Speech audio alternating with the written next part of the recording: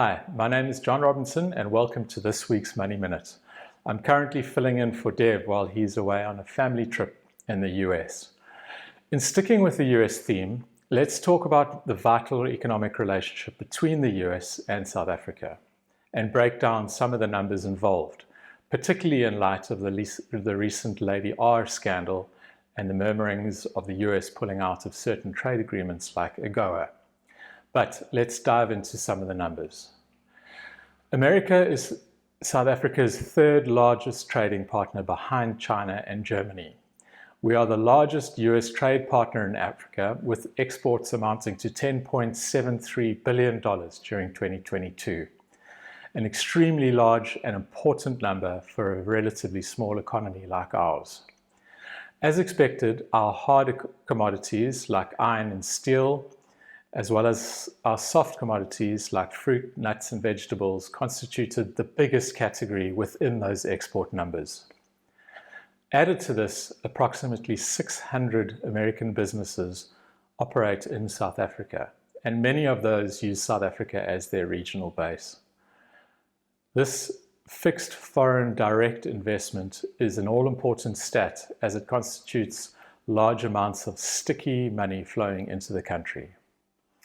In terms of tourism, the USA became South Africa's #1 overseas market for the first time ever in 2021. Prior to this, the UK had been #1 since 1994. South Africa has become a top bucket list destination for Americans, with our welcoming and friendly people, great weather, and value for money for tourists.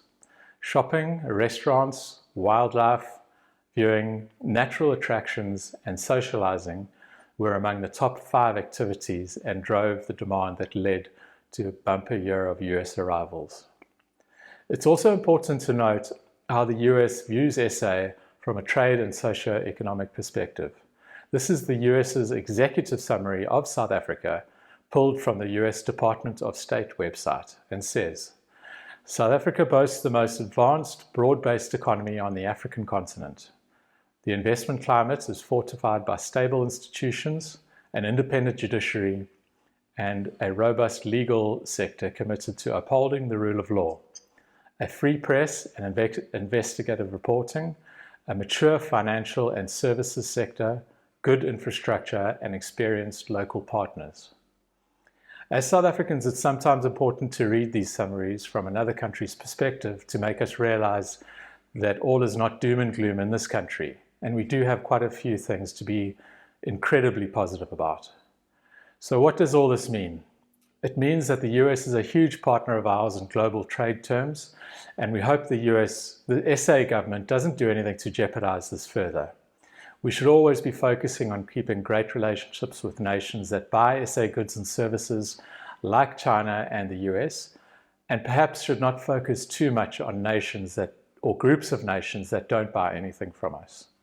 After all, it is these trading partners that will ultimately help improve our currently dire unemployment numbers and help our economy grow. Thanks for watching and have a great week ahead.